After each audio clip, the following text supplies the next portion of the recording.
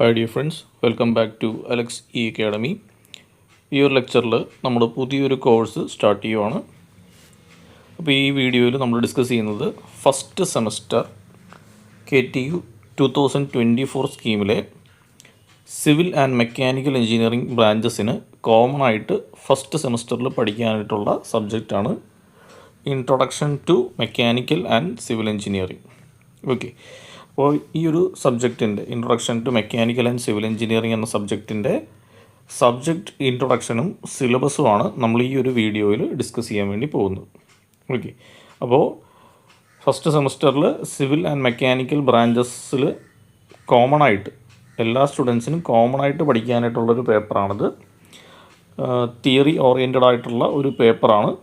ബേസിക്കായിട്ട് സിവിലിൻ്റെയും മെക്കാനിക്കലിൻ്റെയും വളരെ ബേസിക് ആയിട്ടുള്ള തിയറീസാണ് നമുക്ക് ഈ ഒരു സബ്ജക്റ്റിൽ പഠിക്കാനായിട്ടുള്ളത്.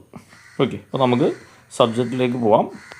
സെമസ്റ്റർ 1 സബ്ജക്റ്റിൻ്റെ പേര് introduction to mechanical engineering and civil engineering.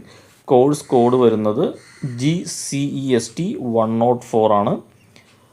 ഇതിൻ്റെ അകത്ത് 4 ക്രെഡിറ്റ് ആണ് വരുന്നത്. അതായത് മെക്കാനിക്കൽ എഞ്ചിനീയറിംഗ് എന്ന് പറയുന്ന ഒരു പോർഷനിൽ നിന്ന് നിങ്ങൾക്ക് 2 ക്രെഡിറ്റും സിവിൽ എഞ്ചിനീയറിംഗ് എന്ന് പറയുന്ന പോർഷനിൽ നിന്ന് 2 ക്രെഡിറ്റും, അങ്ങനെ ഈ ഒരു സബ്ജക്റ്റ് പാസ്സാകുമ്പോൾ നിങ്ങൾക്ക് 4 ക്രെഡിറ്റാണ് ഒരു സ്റ്റുഡൻറ്റിന് അവാർഡാകുന്നത്.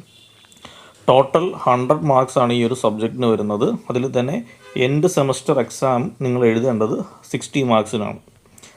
അപ്പോൾ final exam, end semester exam എന്ന് വെച്ചാൽ ഫൈനൽ യൂണിവേഴ്സിറ്റി എക്സാം 60 മാർക്കിനായിരിക്കും വരുന്നത്. അത് 2.5 മണിക്കൂറായിരിക്കും, 2.5 hours ആയിരിക്കും ആ ഒരു എൻഡ് സെമസ്റ്റർ എക്സാമിൻ്റെ ഡ്യൂറേഷൻ വരുന്നത്. അതുകൂടാതെ കോളേജിൽ നിന്ന് കണ്ടിന്യൂസ് ഇൻറ്റേർണൽ ഇവാലുവേഷനായിട്ട് നിങ്ങൾക്ക് ഇൻറ്റേർണൽ മാർക്ക് 40 വരുന്നത്. ഓക്കെ, കോഴ്സ് ടൈപ്പ് തിയറിയുമാണ്. ഇനി സബ്ജക്റ്റിൻ്റെ ഒരു സിലബസിലേക്ക് പോയാൽ ഫസ്റ്റ് 2 മൊഡ്യൂളും മെക്കാനിക്കൽ എഞ്ചിനീയറിംഗ് സബ്ജക്റ്റ് ടോപ്പിക്സ് ആണ് വരുന്നത്. ഫസ്റ്റ് മൊഡ്യൂളിൽ നമുക്ക് general introduction to mechanical engineering, അതിൽ തന്നെ ടെർമോ ഡൈനാമിക്സുമായിട്ട് ബേസ് ചെയ്ത ടോപ്പിക്സ് ആണ് ഫസ്റ്റ് പോർഷൻ വരുന്നത്. അതിനുശേഷം IC എൻജിൻസ്, റെഫ്രിജറേഷൻ, ഇത്രയാണ് നമുക്ക് ഫസ്റ്റ് മൊഡ്യൂളിലേക്ക് വരുന്നത്. അപ്പോൾ ഫസ്റ്റ് മൊഡ്യൂൾ ഏകദേശം കവർ ചെയ്യാനായിട്ട് 9 hours ആണ് നമുക്ക് യൂണിവേഴ്സിറ്റി സജസ്റ്റ് ചെയ്യുന്നത്. സെക്കൻഡ് മൊഡ്യൂളിലേക്ക് വരുമ്പോൾ എഗെയിൻ നമുക്ക് മെക്കാനിക്കൽ എഞ്ചിനീയറിങ്ങിൻ്റെ ടോപ്പിക്സ് തന്നെയാണ് വരുന്നത്. ക്ലാസിഫിക്കേഷൻ ഓഫ് പമ്പ്, അതിൻ്റെ ടൈപ്സൊക്കെ, മാനുഫാക്ചറിങ് പ്രോസസ്സ്, മെഷീനിങ് പ്രോസസ്സ്. അപ്പോൾ സെക്കൻഡ് മൊഡ്യൂൾ കവർ ചെയ്യാനായിട്ട് 9 hours തന്നെയാണ് യൂണിവേഴ്സിറ്റി സജസ്റ്റ് ചെയ്യുന്നത്.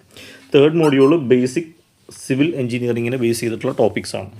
അപ്പോൾ അതിൽ തന്നെ general introduction to civil engineering, civil എഞ്ചിനീയറിംഗിൽ വരുന്ന ഡിഫറെൻറ്റ് ബ്രാഞ്ചസ് അല്ലെങ്കിൽ ഡിസിപ്ലിൻസിനെ പറ്റിയിട്ടുള്ള ഡിസ്ക്രിപ്ഷൻ, ബിൽഡിങ്ങിൻ്റെ ഇൻട്രൊഡക്ഷൻ, അതുകൂടാതെ ബിൽഡിംഗ് ഏരിയയുടെ ഡെഫിനീഷൻ, പിന്നെ ബിൽഡിംഗ് റൂൾസ്, ഇതെല്ലാമാണ് തേർഡ് മൊഡ്യൂളിൽ വരുന്നത്. അതും 9 hours ആണ് യൂണിവേഴ്സിറ്റി ആ ഒരു മൊഡ്യൂളിന് വേണ്ടിയിട്ട് സജസ്റ്റ് ചെയ്യുന്നത്. ഫോർത്ത് മൊഡ്യൂളിലേക്ക് വരുമ്പോൾ കൺവെൻഷണൽ കൺസ്ട്രക്ഷൻ മെറ്റീരിയലാണ് വരുന്നത്. അതായത് നമ്മൾ കൺസ്ട്രക്ഷന് വേണ്ടി സാധാരണ യൂസ് ചെയ്യുന്ന brick, stone, sand, cement, timber, ഇതിൻ്റെയൊക്കെ ക്ലാസിഫിക്കേഷൻ, ക്വാളിറ്റീസ് ടെസ്റ്റ്, യൂസ്, ഇതെല്ലാമാണ് ഫസ്റ്റ് ടോപ്പിക്കിൽ വരുന്നത്. അതിനുശേഷം test on fresh and hard and concrete, steel, soil, ഇതിനെ പറ്റിയിട്ടുള്ള ഡീറ്റെയിൽസും സ്റ്റഡിയുമാണ് നമുക്ക് ഫോർത്ത് മൊഡ്യൂളിൽ വരുന്നത്. അതും 9 hours ആണ് യൂണിവേഴ്സിറ്റി സജസ്റ്റ് ചെയ്യുന്നത്. ഓക്കെ, ഇനി നമ്മൾ കണ്ടിന്യൂസ് ഇൻറ്റേർണൽ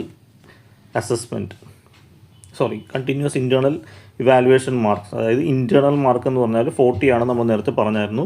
അതിൻ്റെ ഒരു സ്പ്ലിറ്റപ്പാണ് വരുന്നത്.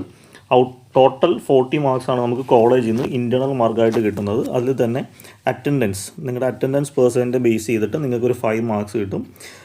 Assignment and micro project submission വഴി 15 മാർക്സ് കിട്ടും. ഫസ്റ്റ് ഇൻറ്റേർണൽ എക്സാം, കോളേജിൽ 2 റിട്ടേൺ എക്സാംസ് ഉണ്ടാവും. First internal exam out of 10 convert ചെയ്തിട്ട് നിങ്ങൾക്ക് സ്കോർ ചെയ്യാം. Second internal mark out of 10 ആണ്.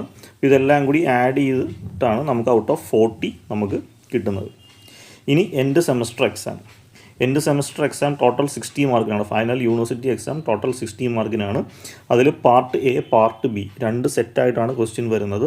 പാർട്ട് എയിൽ 2 questions ഫ്രം ഈച്ച് മൊഡ്യൂൾ, ഓരോ മൊഡ്യൂളിൽ നിന്നും 2 questions വീതം ഉണ്ടാവും.